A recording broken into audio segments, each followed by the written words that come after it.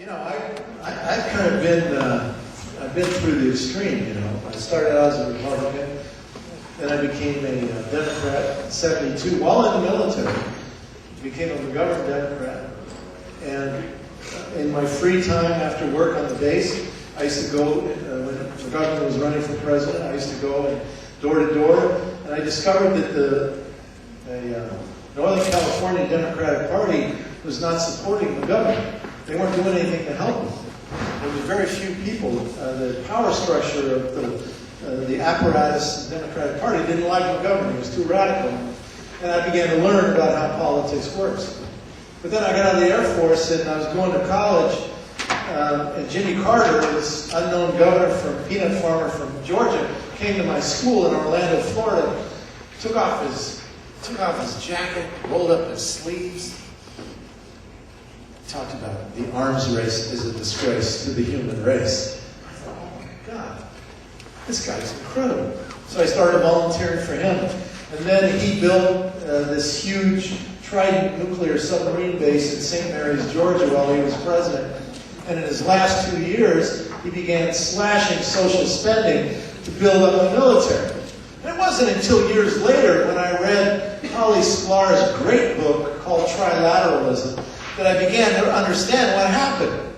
They had this Vietnam syndrome. Remember that? The American people were reluctant to get involved in any more entangling interventions around the world after Vietnam. And so they needed a fresh face and a fresh breeze. And so David Rockefeller, who ran the Trilateral Commission, sent his executive director, Zbigniew Brzezinski, out to find this fresh face that they could, make the American people think we got new and improved tide. You know what I mean? And so he found this Jimmy Carter. They recruited him, and he was their boy.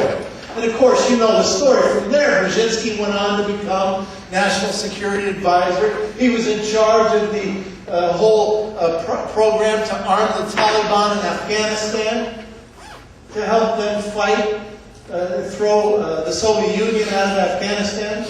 They helped train Osama bin Laden. Well, you know the story. Well, that same guy, Zbigniew Brzezinski, happens to be one of Obama's, a new fresh face. As we have these entangling alliances today, the American people are starting to get this Vietnam syndrome called Iraq syndrome now. We need a new fresh face. And then just this last week, did you notice Obama and Hillary, they're fighting, they're smacking each other around, back and forth, back and forth. The American people are absolutely galvanized and fascinated about it as the economy crumbles all around us. But we're all talking about Hillary and Obama. And did you notice who came to Obama's defense? Retired General Merrill McPeak. They said, Obama's campaign co-chair. Oh, God, I know Merrill McPeak. I know General McPeak. He used to be the commander of the U.S. Space Command. Oh, my God. What's he doing working on Obama's campaign? Well, there's more. You want to hear it? Yeah. Hey, you sure? Well, you get me going now. Well, then I was, sometimes when I have time, I watch Amy Goodman.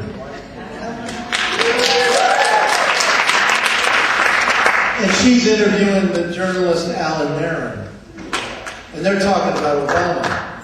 And he tells a story about Zbigniew Brzezinski. And then he goes on to tell the story about Anthony Lake, one of Obama's top military advisors. Anthony Lake was the main force behind the U.S. invasion of Haiti in the mid-Clinton years. Dennis Ross, another Obama advisor. Some of you know Dennis Ross's name, Israel-Palestine issues. He pushed the principle that the legal rights of the Palestinians, the rights recognized under international law, must be subordinated to the needs of the Israeli government. And he led the political assault on former President Jimmy Carter when his new book came out. Remember that tried to raise the issue about maybe we should talk about the Palestinian people.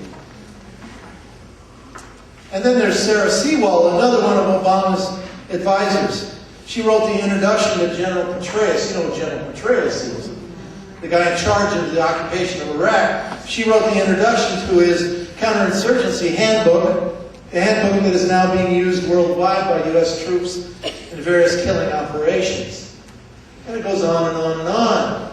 A friend of mine, a Jewish man, the other night, great man in Maine, older man, says to me, "Bruce, you know about the Crown family?" I said, "No, I don't know what you're talking about." Go home and Google Crown family. So I did. General Dynamics. They own General Dynamics. They own large shares of it. They're from Chicago. They've been promoting and funding Obama for a long time. He's one of their boys. Very corrupt military-industrial complex family. It's my contention, friends, that we've been hoodwinked. You know, in the old days of the Soviet Union, we used to laugh at them all the time. You remember when they would have an election and they got the vote for Brezhnev or Brezhnev? Do you remember that? They'd go into the polls and they would literally get a card that said Brezhnev or Brezhnev. And we would laugh at them because we're so arrogant. And we said, you know, they think they got democracy. But we don't know that they're running a game on us so sophisticated called good cop, bad cop. And no matter which side wins, they win. Because they run two horses in the race. And as long as we keep going to the trough and feeding at the trough, I'm afraid to say, we're slaves. I just did a speech at the University of Maine 2 days ago. The philosophy department asked me to come and do an analysis of the elections. And I read several pages from Eugene Debs' famous speech in 1918 in Canton, Ohio, when he spoke out against World War I. And he said, we're just the serfs. This is like the feudal lords on the Rhine River in Germany, telling the serfs to go off and fight for them. And they did it. He says, we're doing the same thing. Now, he was then arrested, Eugene Debs was, and he was sentenced to 10 years in prison under the Sedition Act for opposing World War I. And we keep going back to the trough. Oh, this one's a little bit better. And I submit to you that the peace movement is immobilized because we've been hijacked by a political party called the Democratic Party. And we're subservient to it. We're subservient to it. And until we're able to be critical of every political party, no matter who they are, then we can stand up and say, you're wrong, and we're not going to vote for you, we're not going to give you any money, then we're never, ever going to end war. Because I promise you, you know what BRAC is, B-R-A-C, you know what that means? The base closing rounds. Just 2 years ago, they had the BRAC rounds, where they went out and had a commission to go out and look at all the bases around the country, which ones are they going to close. Well, they came to Maine. They wanted to close 3 bases in Maine. We got 3 bases. So they decided in the end to close 1.